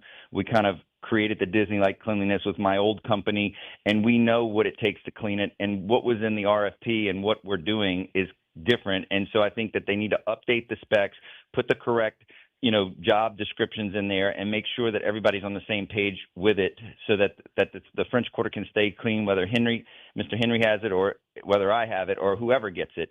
So I do believe that it should be put out to rebid. Well, I appreciate you coming on. I know it couldn't have been easy in your mind to prepare to interview with the Good Morning Show, but I hope that you being here gave you a fuller understanding of who we are, or who I am as a host of the morning show. And in full transparency, Mr. Henry will be on tomorrow. And I hope you get an opportunity to listen in because, again, I don't give him any passes either. If he says something that I understand that the listening audience wants to clarify, I'm going to push him on it as well. That's all I was doing here with you. There is there's always room to get to learn and understand each other. We had a little rough moment, but I'm glad we were able to talk it out and talk it through. And I thank you for availing yourself, because it is not easy to come to a place where you're preparing for hostility, but there's no hostility here. This is a very professional platform, and I hope you felt that in the end. And so thank you for being here. I appreciate you, and I hope that you listen in tomorrow to hear from Mr. Henry himself and the questions we're going to ask him and the way that I'm going to push him and hold him to account as well. So thank you for being here. I appreciate you, and enjoy the rest of your evening. Thank you, Doc, and thank you, Will. And I just want to let y'all know, maybe I'll come in the studio next time so I can give you a hug and we can make up. You should. You should. I look forward to it. Thank you, Mr. Torres. Talk soon. All right, thank you so much. Bye-bye. Appreciate it. Thank you. Listen, I had so many things I wanted to talk about today, but that conversation took precedent, and I'm not mad at it. I know a lot of you wanted to hear directly from Sidney Torres, and you got an opportunity to. Hopefully, we'll have him in studio with more time so we can actually conduct an interview now that he understands that this is an opportunity to have your side heard, just as well as we'll get Mr. Henry's side and we'll have it heard. The only person I have not heard a peep from is Mr. Richard. And I'm hoping in this process that he's not lost somehow. I hope that what he's looking for, he can find, because I do know a large portion of this community wholeheartedly supports Mr. Richard, and we want him to have his fair share as well. Listen, the things I want to talk about today, maybe we'll talk about them tomorrow, because there have been some updates in a number of cases. If you are not aware, I want to make you aware before you go out on the streets. As of tomorrow, you cannot hold your cell phone in your hand at any time. The law goes into effect tomorrow. You cannot have your cell phone in your hand. So please don't say that Dr. Wyatt didn't tell you, because Dr. Wyatt has a habit of holding her phone because I'm always on my GPS. So now I have to go get me a phone mount, because starting tomorrow, it is illegal to hold your phone in your hand. But Louisiana is not a real place, because also tomorrow it's legal to have darker tint. So I'm trying to figure out, if the tent dark, they can't see you. How they gonna know if you're holding your phone? I don't know. All I know is, don't fall for the banana in the tailpipe. Do not go get your tent darker. Stay safe out there, people. Please do not hold your phone in your hands. Of course, you can see me tonight at the Step Up Forum. We will talk to the candidates vying for the at-large council districts, Division 1 and Division 2. Doors open at 5. It will be at Blessed Trinity Church. The forum will start at 5:30. I'm excited. I hope you're excited. The election is coming fast, y'all, October 11th. Y'all stay tuned up next for the Front Porch with Graylin and Kimber. But what that's my favorite show, y'all. I host a Good Morning Show, but I get to be Shanta on the Front Porch, so I love it so very much. I want to tell y'all, too, because today is the last day of July. Tomorrow we will start celebrating me, because it will be 1 year on the airwaves of WBOK. And I have an announcement to share with the listening audience, and I will do so, but you got to be listening so you can hear it. I'm excited. I hope you're excited. I'm trying to put myself in a better headspace, y'all. I don't know if y'all know how I work, but I'm trying to laugh a little bit around here. But it's been a dynamic show. Shout out to our congressman for always availing himself to us. That is the one and only Troy Carter. Shout out to Perry Shows. He is doing some phenomenal work with Silly. Those were our guests this evening. Tomorrow is Friday. It's the end of the week. I heard the Smooth Fest is coming, and I heard Kimber White Dupree is campaigning for all of y'all to go see what Rod Smooth has to offer. I've told the girl I'm going to go with her. So I'm going to be at Smooth Fest getting my groove on with Kimber White Dupree. I hope to see y'all there. Kimber will share all the details on the Front Porch, so y'all stay tuned. Up next, the Front Porch with Graylin and Kimber. As far as the Good Morning Show, Dr. Ashanta Wyatt, my super producer, Nara Sanders, and my co-host, Will Sutton, we going to see y'all on the other side. This is WBOK 1230 AM, what New Orleans is talking about all day long.